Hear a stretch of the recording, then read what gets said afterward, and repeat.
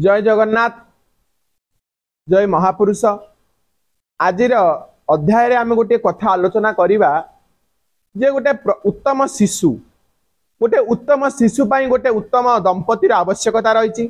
गोटे उत्तम दंपति गोटे उत्तम वातावरण आवश्यकता रही। उत्तम शिशुर संगठन एवं तार पालन एवं तार कर्तव्य को चिन्हवा उत्तम सामाजिक परिस्थितिर उपव्यवस्था रही।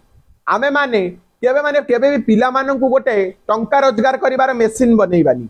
आजिर बापा माँ माने पिला माननकु टंका रोजगार करिवार मेसिन बनौछन, जोथि पई पिला माने विदेश रे रहउछन्ति, बापा माँ माननकु पचारु नांती। पिला माननकु आध्यात्मिक चेतनार जागृतकरण शिक्षा देवा प्रत्येक बापा माँकर आवश्यकता रही। जोथि पई पिला माने से शिक्षा न पाइबारु आज मोबाइल विभिन्न प्रकार स्कैंडल ले लिप्त रही कम बयसरु निजर पथ हुडा हो जाउछन्ति। तेणु करिकरी उत्तम आदर्श संतानर कर्तव्य बापा माँ मानकु बुझेइबा पूर्व पिला मानकु बुझांतु। आदर्श पितामाता हुअन्तु, आदर्श शिक्षा दिवंतु। शिक्षा नुहे जे गोटे बेसिकली आमे सीबीएसई आईसीएसई पैटर्न ने पिला मानकु पाठ पढेइबा गुडाए लोन देइकरी पाठ पढेइ दबा ना। शिक्षा होची चारि भाग रे विभक्त। शारीरिक शिक्षा, मानसिक शिक्षा, सामाजिक शिक्षा। आ भितर गोटे उन्नत मानर शिक्षा होची आध्यात्मिक शिक्षा।